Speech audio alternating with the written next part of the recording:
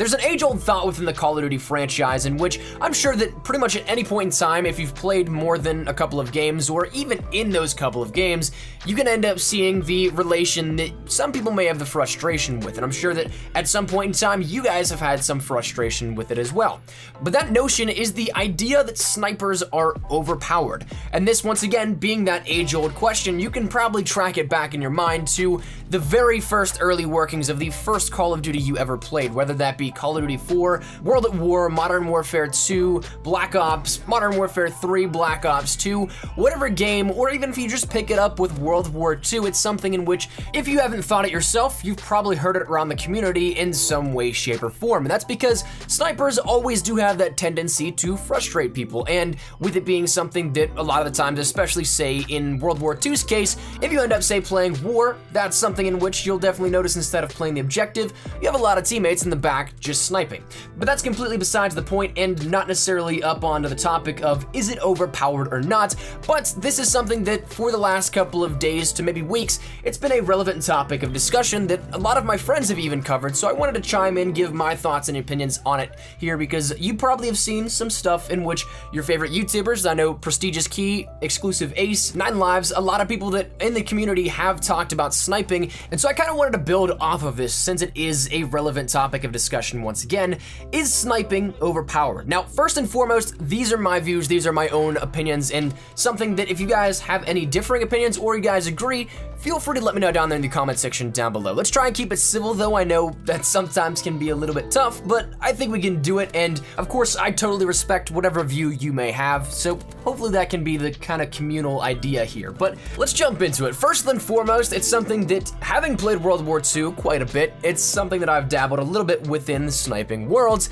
as I do with every single title. Now, previously, I won't lie, I've had some games in which I was a beast at sniping. It wouldn't be my main bread and butter, but it would be something in which I'd still very much so enjoy doing, and I do very well doing it. Now, World War II, I think that honestly, I'm kind of hit or miss. I feel like there are some things that definitely add to the ease of sniping within World War II, but I also think that sometimes I just get destroyed by some people. So, I mean, I've hit way more collats than I have previously ever, way more feeds, but I also feel like at times I have a lot of sluggish games in which I just don't do all that well. But as for like the pros of why people may think it's overpowered, probably one of the biggest things is the performance that it has in basically any situation. Now, of course, when you take a look at other weapons like assault rifles, or in this case of World War II, just rifles, a lot of the times you won't think that a rifle should be able to outgun close quarters an SMG or a shotgun, but it still happens. The same sort of thing happens when you apply sniper rifles to a lot of those classifications as well.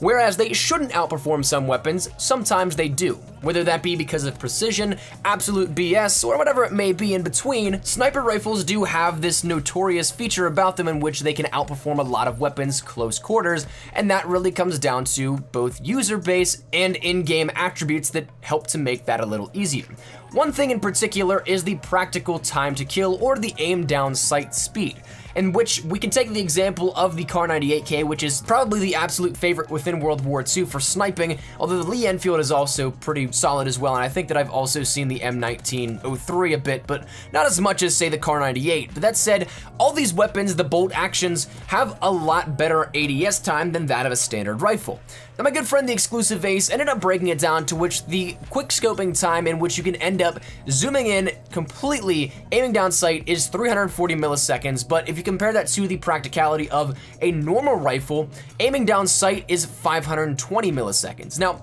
this is something in which you actually cannot, say, nerf this to the point where they're all on the same level and standpoint, because at that point, you have to essentially come back to just those snipers camping in the back of the map, aiming down sight already, to which I'm sure if they're holding those sight lines the entire game, I'm sure a lot of people would just get as frustrated as, say, if a quickscoper was killing them every 1 in 10 deaths or so. Now, the fortunate part here out of this on a player perspective that is going up against a sniper is that luckily the scoping isn't as precise as it used to be within World War II. I think it was for about the first 2 weeks or so, one of the little known facts about sniping in World War II was the fact that the former scope before it was nerfed, actually if you had your crosshairs ready and centered up, or if you you just had any sort of regular knowledge of where your crosshair would be, if you didn't have to line it up, you could end up essentially being dead center every single time if you aim down sight. Whereas now if you end up actually taking a look at how the scope works and how it's worked previously, is that it adds a degree of randomness to where your pinpoint precise location of each shot will end up. However, with that pre-patch one, literally wherever your crosshairs would be dead center, you could just come right back to that every single time, each individual time you scoped in. So fortunately, at least it's not as precise now as a player that goes up against a sniper. But one of the things that ends up arising out of these sorts of pros that we've already mentioned is that the time to kill is a hair quicker as a result. The practical time to kill is something in which is based on how many shots is needed, but also how long it takes for you to actually go from a standstill until when you can end up getting that kill, aiming down sight and everything like that. So the time to kill is a hair quicker as a result, but it's also something in which counters itself because there's only one shot per second to 2 seconds perhaps with the bolt action animation. Now that's something that if you end up missing that first shot, it's going to end up punishing you in the long run, because if somebody who, for the sake of example, does not have potato aim, it's something that they should be able to pull off 4, 5, 6 maybe shots in that point in time in which you end up taking your shot and you miss, to which you have to reload, and it becomes this whole excursion in which at the end of the day,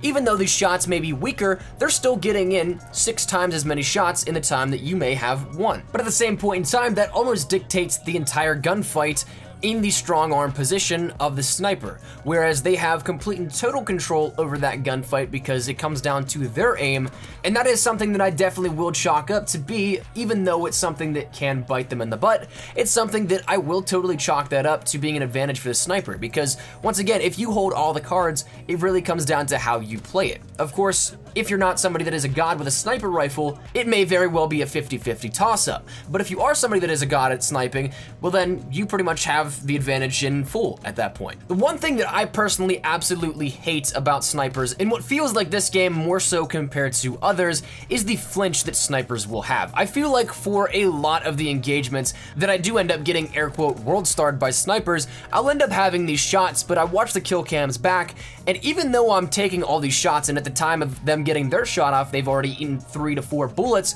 depending on where they end up are being shot at, it's something that flinch doesn't necessarily mess up their aim nearly as much as I would imagine it would be. And I'll probably toss in some B-roll footage of it because I actually came into contact with this with perfect examples earlier in the day, which was absolutely perfect because I woke up and I'm like, this is kind of an interesting topic, I kind of want to talk about it a little bit more, and then I hopped on and probably my 3rd or 4th game in, I ended up getting a lobby of what seemed like MLG snipers to the point in which I was like, you know what dudes, you're providing me with the perfect B-roll footage for my video. But nonetheless, you'll see by some of the footage that, of course, a lot of the times it seems like I'm gonna get the kill off, but then if you watch back the kill cam after they air quote world star me or something, that they are taking heavy fire from me, that those shots are registering, but their aim isn't being thrown off all that much. Now, perhaps that is something that may be the result of primed in a lot of situations within World War II, because those flinch values that are adjusted are not the same across the board. Snipers do have that slight pedestal in which they get a little bit more help from primed, so as a result, it might be something that is kind of a placebo effect, where you're like, well,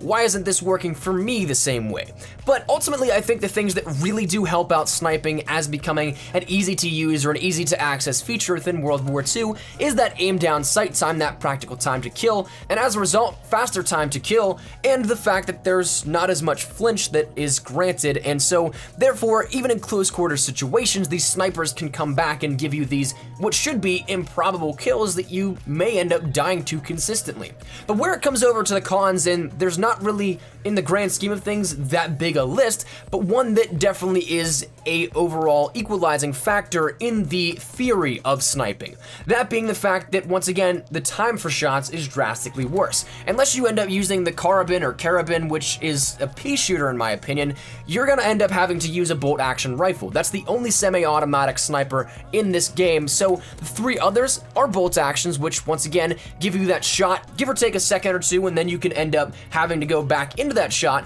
But still, at the end of the day, as mentioned, if you go up against a semi-automatic rifle or any other auto rifle in that case, there's a solid chance that if your enemy does not have potato aim, if you're in close quarters, even medium range, you might lose that gunfight. And when you think about it from a sniper's perspective, while of course you might see it popularized on YouTube with different feeds and clips and montages, how many times will the average sniper feed against somebody and all in close quarters where they can adapt that rush run and gun playstyle with a sniper to the point where it works out for them consistently? So while of course there might seem like on the laundry list of things there may be more pros than cons, the cons definitely have some more weight, I think, to the point where running and gunning and being in close quarters is something that is not as practical. Where, of course, yes, it might seem like those deaths that you have are more memorable and stick with you, so therefore it seems like it's incredibly overpowered, but I think ultimately it comes down to it's just about any other playstyle in this game, where if you want to get good at it, you're gonna have to practice your centering of your scope,